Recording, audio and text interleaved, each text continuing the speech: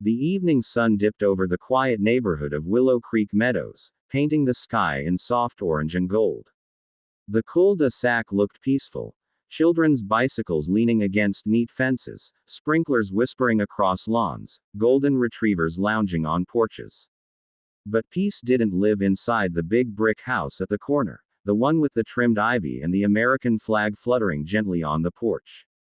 8-year-old Lily sat very still at the edge of the staircase, knees tucked under her chin, hands clasped tight. She could hear footsteps in the kitchen, sharp, irritated, echoing. Her little brother, Ethan, only 4, clung to her arm, face buried in her sleeve. His breaths were shaky, soft whimpers escaping every so often. "Lily," he whispered, voice trembling. "Is she mad again?" Lily didn't answer at first. She swallowed hard, listening. Their stepmother's voice, sharp like broken glass, cut through the air. It had been like this ever since Dad remarried. Just 2 years ago, laughter had filled this house. Their dad, Ethan Carter, CEO of Carter and Hale Tech Solutions, was a man of bright eyes and warm smiles then. He used to come home late but always made time to read Lily bedtime stories and toss Ethan in the air until he giggled. Their mom, Natalie, died suddenly in a car accident. Everything after became a blur of tears, cold nights, and empty hallways. And then Vanessa came. At first she acted perfect. Sugar-sweet voice, soft eyes full of sympathy, telling everyone how she'd love those children, as if they were her own. She fooled neighbors, church friends, Dad's colleagues. She fooled him most of all. But the moment Dad closed the door for work, her smile vanished. Her rules came first. Her anger came second. And pain followed closely behind. She never left marks where people could see, but hurt didn't always bruise skin. Sometimes it bruised hearts. Lily wrapped her arms around Ethan, rubbing the back of his small head. "You're okay," she whispered. "I promise. I'm here." "Hey." Vanessa's voice cracked like a whip. They froze. "Come here. Both of you." Lily stood first, pulling Ethan up with her. His small fingers gripped her tighter. Vanessa appeared in the hallway, blonde hair flawless, expensive blouse without a wrinkle, diamond earrings glinting.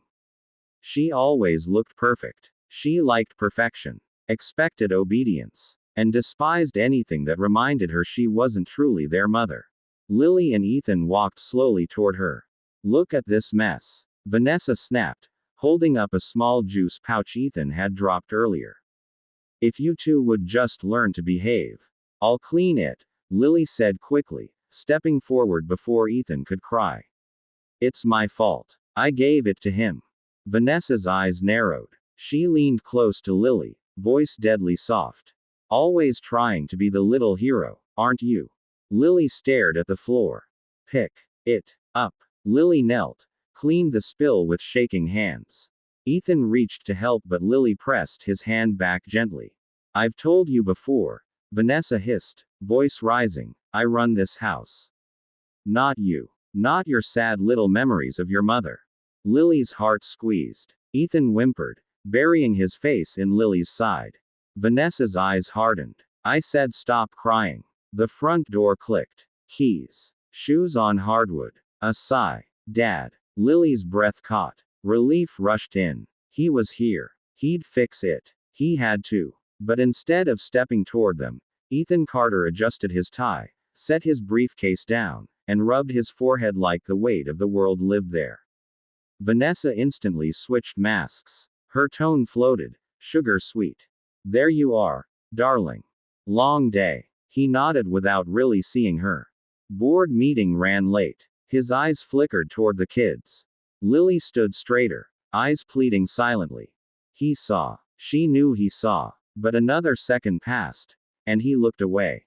"Dinner ready?" he asked. Vanessa smiled. "Of course. I'll pour your whiskey." And just like that, he walked into the living room. No questions. No pause. No word to his children. Nothing. Lily's heart cracked in quiet pieces. Ethan sniffed. "Daddy didn't hug us," he whispered. "I know," she murmured, voice tight. Maybe tomorrow. But Lily knew tomorrow rarely came. Dash dash dash. Dinner was silent except for silverware tapping porcelain. Vanessa served Ethan's food in tiny pieces, as though any crumb out of place might embarrass her. Lily sat stiff, hands folded. Vanessa smiled wide at Dad, but the moment his eyes dropped to his phone, her stare sharpened cold. Dad talked business, numbers, new investors, expansion plans. Lily didn't understand much, but she liked hearing him talk, because he used to talk with them too. Used to laugh. Used to ask her how school was and listen when she told him about her dream of becoming a doctor. Now he barely saw her. Daddy, Ethan whispered. Dad didn't look up. Can you play dinosaurs after dinner? Vanessa's fork clinked. Tomorrow, buddy, Dad said lightly, still scrolling through emails. But you said tomorrow yesterday, Ethan said softly. Dad's hand paused, but only for a second. Then back to scrolling. Busy tonight. Go play with your sister. Ethan's little shoulders drooped. Lily squeezed his hand beneath the table. She could handle suffering alone, but Ethan was only 4. He didn't understand why the world felt cold all the time now. Dash dash dash. Later that night, Ethan curled in bed beside Lily. His room was across the hall, but he got scared often. She held him close under the blanket, whispering a story about stars that protected kids and chased away monsters. Will mommy come back from heaven? Ethan asked suddenly. Lily blinked against tears. No, baby. But she's watching us. Why doesn't Daddy watch us anymore? Silence. Heavy. Painful. Lily kissed his hair. He does. He's just lost right now. Ethan sniffed. We need to help him find us again. Those words, so innocent, pierced Lily's chest. I'll try, she whispered. I'll always try. But that night, as she stared at the ceiling, she wondered if trying would ever be enough. Dash dash dash. Days passed like that. Quiet tears. Fake smiles when Dad was around. Pain when he wasn't looking. Vanessa punished wrong answers on homework. Harsh words for toys on the floor. Timeouts that lasted hours. Meals taken away as discipline. Isolation when Ethan cried too much. Not bruises. Bruises heal. Some damage sinks deeper. Neighbors waved from the street. Family friends visited and called it a beautiful home. Teachers praised Lily for being mature beyond her years.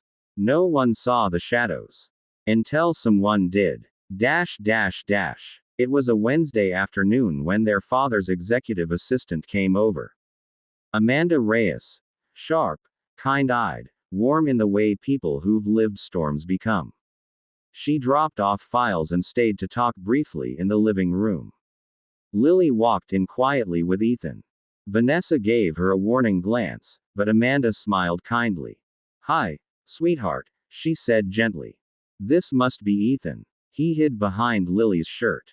Amanda crouched so her eyes were level with theirs. You both doing okay? Lily nodded automatically. Too fast. Amanda noticed. Real empathy sees beyond rehearsed answers. Her gaze drifted to Ethan's thin frame, then Lily's nervous posture, then Vanessa's tight jaw. Why don't you go play in the yard? Amanda suggested, giving Lily an encouraging look. Sun's still out. Lily took Ethan outside. From the backyard, she could hear raised voices inside. Kids need structure. They're grieving. Vanessa, I'm doing my best. They're scared of you. Silence. Then Dad's voice again. Low, tired. I just need peace at home. Lily pressed her palm over her heart. So he did know. He knew. And still chose silence. She didn't notice Amanda watching from the kitchen door, expression troubled. Dash dash dash. 2 days later, the storm came. Ethan spilled milk at breakfast. Nothing more than a little splash. But Vanessa's fury exploded like fire. You useless child. Lily jumped up. It was me. I bumped him. You liar. Vanessa grabbed Lily's arm, squeezing hard. Ethan cried and reached for his sister, panicked. Don't hurt Lily. Vanessa's voice was shaking now, eyes wild not with rage but something deeper, fear of losing control. Both of you. Stop. The voice didn't belong to Lily, or Ethan, or Vanessa. Their father stood at the doorway, face pale. Vanessa froze. For the first time, she looked afraid. Ethan ran to him, sobbing. Lily stood still, trembling, not trusting yet, not daring to hope. Ethan clung to his father's leg. She hurt Lily. And she yells at me and. Words tumbled out between cries. Vanessa started to talk, but Ethan Carter held up a hand. Don't. He knelt slowly, gently pulling Lily forward. Show me your arm. She did. Hesitation, shame, fear, hope all tangled inside her. His face hardened. Not anger at her, but at himself. Recognition flooded him. The truth he refused to face stood right in front of him, unable to hide anymore. He stood, voice shaking. Pack your things. Vanessa stared. Ethan. No. But you don't understand. I understood. I just didn't look. His voice broke slightly. And that ends now. Vanessa left that day, screaming, furious, threatening lawyers, but she left. The neighbors pretended not to stare. Amanda showed up with groceries and soft hugs. But the hardest part wasn't her leaving. It was the quiet afterward. Their father stood in the living room, staring at his hands like they held all the mistakes of his life. Lily didn't move. She stood by the sofa, arms folded around Ethan. Ethan was sniffling, eyes red. After a long time, their father whispered, "Come here." Ethan ran first, tiny arms wrapping around him. Lily hesitated. Trust didn't return as easily as it broke. Then slowly, carefully, she walked over. He sank to the floor and gathered them both close, arms shaking. "I am sorry," he choked. "I failed you. I failed your mother. I thought I was surviving. I thought I was fixing things. I just disappeared." Lily didn't say anything. Tears streamed down her cheeks. Silent, exhausted tears no child should ever cry. He pressed his forehead to hers. "No one will ever hurt you again. I promise. Not even me." By looking away, Ethan whispered, "Don't go away again." "I won't," he breathed. "Not ever." And for the first time in 2 years, his arms felt like home again. Healing wasn't instant. It wasn't easy. Lily still flinched sometimes at sudden voices. Ethan still woke up in the night crying. Their father stumbled through apologies, therapy appointments, bedtime routines he had forgotten how to do. He burned pancakes on Saturday mornings and laughed for the first time in years. He walked them to school. Showed up for recitals. Learned how to braid hair, sort of. Sat cross-legged on the carpet to play dinosaurs. Most importantly, he listened. Months passed. Winter snow melted into spring. The air in their home was different. Lighter, warmer. Not perfect. No house ever is, but safe. One night, as they sat on the couch watching a movie, Ethan climbed into his father's lap. "Daddy," he murmured sleepily. "We found you again." Their father hugged him tight, looking at Lily with quiet gratitude. "No," he whispered. "You saved me." Lily leaned her head against his shoulder. The world outside still had storms, but inside that living room, there was peace, healing, and new beginnings. A family rebuilding. Not as they were, but as they chose to be. And for the first time since the stars took their mother home, Lily felt them shining again.